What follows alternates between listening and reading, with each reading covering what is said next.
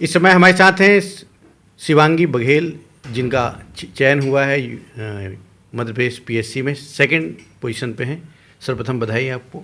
Thank you so much sir. बेटा, ये जो सफ़र आपका शुरू हुआ, कहाँ से शुरू हुआ और इस सफलता के पीछे क्या मानती हैं आप? मैंने जो स्टार्टिंग करी थी अपनी, वो 2019 में करी थी, जब मैं जॉब छोड़कर आई थी।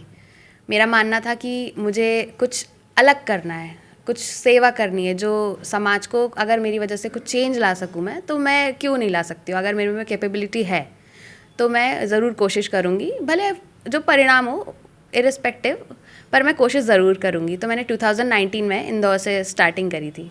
शिवांगी, बताओ कि मंडला से आपने पढ़ाई की और 9 तक मंडला में आपकी वो रही। मंडला बहुत पिछड़ा क्षेत्र है, आपने करीब से देखा। क्या लगता है कि प्रशासन में आने के बाद किस ढंग से इन क्षेत्रों में कार्य करना चाहिए और किस ढंग से इसका विकास होना चाहिए? एक इशू जो मैंने देखा है वो शिक्षा के क्षेत्र में है, और अभी मैं करेंटली भी पोस्टेड हूँ स्कूल शिक्षा विभाग में। तो मैं उस पॉइंट पे ज़रूर फोकस करना चाहूँगी कि जो छोटे बच्चे, बड़े बच्चे, उनको शिक्षा अच्छी मिल सके कम से कम, क्योंकि वो बेसिक फाउंडेशन होता है। तो मेरा फोकस एजुकेशन पे खास कर रहेगा। इस एक तरफ लोग जो हैं मल्टीनेशनल कंपनियों में जा रहे हैं, आपने भी जो है MBA किया है जयपुर यूनिवर्सिटी से, और आप एक मल्टीनेशनल कंपनियों में काम भी कर रही थी, फिर PSC की तरफ क्यों झुकाव हुआ? क्या कारण रहा है इसके पीछे? जब मेरा बीकॉम ऑनर्स हो गया था, तब एक क्षण के लिए लगा था कि कुछ अलग करना चाहिए, बट एक था कि स्टेबिलिटी भी बहुत ज़रूरी है। तो मेरे परिवार वालों ने बोला कि एटलीस्ट आप एक पोस्ट ग्रेजुएशन करिए, ताकि आप फाइनेंशियल स्टेबल हो सके, इंडिपेंडेंट हो सके। तो मैंने MBA किया, बहुत अच्छा कॉलेज से किया, प्लेसमेंट भी लगा मेरा अच्छे कंपनी में हैदराबाद में। बट एक दिल में रह गई थी कि कुछ अपने लिए करना है, कुछ समाज के लिए करना है, एक बदलाव लाने की कोशिश करनी है, एक सपना पूरा करना है। मेरे समाज में किसी ने भी इतना बड़ा काम आई डोंट थिंक किया होगा, पापा के अलावा ऑब्वियसली। तो अगर मैं एक एज अ गर्ल ये कर सक रही हूँ, उनके लिए इंस्पिरेशन बन सक रही हूँ, तो उससे बड़ी बात मेरे लिए कोई नहीं होगी।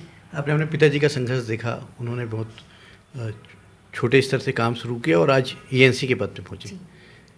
क्या लगता है, क्या उन्हीं के टाइप के आपका भी स्वप्न है कि आप भी CS लेवल पे जाएंगी?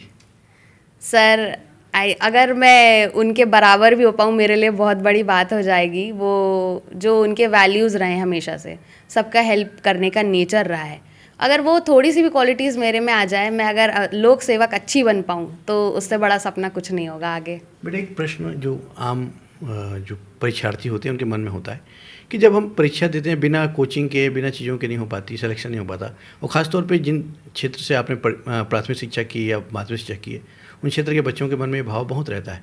तो क्या कहना चाहेंगी उनके लिए आप? ये बिल्कुल भी सच नहीं है आज के दौर में, जब हमारे पास इंटरनेट है, हम घर पे बैठ के पढ़ाई कर सकते हैं। मैंने अपनी मेंस की और इंटरव्यू की पूरी तैयारी घर से करी है। उसमें इंटरनेट का बहुत बड़ा योगदान रहा है। सारे नोट्स रेडिली अवेलेबल मिल जाते हैं, बुक्स रहती हैं। तो आप अपने घर से पढ़ाई करिए, आपकी कोई परेशानी, आप इंदौर, भोपाल, जबलपुर नहीं जा सकते, आप घर पे रह के पढ़ाई करिए। यूट्यूब एक बहुत अच्छा सोर्स है, प्लस टेलीग्राम पे आपको सारे नोट्स मिल जाते हैं। बहुत सारे कोचिंग ऑनलाइन ऑफ़र करते हैं आजकल, तो आप ऑनलाइन भी ज्वाइन कर सकते हैं। प्लस कोचिंग एक सप्लीमेंट होता है, एक व्यक्ति का संघर्ष और उसका जो हार्ड वर्क है, वो उस पर सप्लीमेंट करता है। उसको कंपलसरी नहीं होता है, वो आपको करना है आप करिए, पर आप में अगर कैपेबिलिटी है तो आप खुद से करिए। आपका जहाँ घर है, जहाँ के आप निवासी है, आप वहाँ से करिए। इसके पहले आपने और कोई परीक्षाएँ दी थी? नहीं, 2019 मेरा फर्स्ट अटैम्प्ट था, वहीं से मैंने स्टार्टिंग करी थी। ये हैं शिवांगी, जिनका ये मानना है कि जो सफलता है, सफलता के लिए किसी कोई बाधक नहीं है और कोई कोचिंग की आवश्यकता नहीं है, और आप घर में बैठ करके भी अध्ययन कर सकते हैं। कैमरामैन सुनील शर्मा के साथ कृष्ण मोहन झा, सहारा समय के लिए।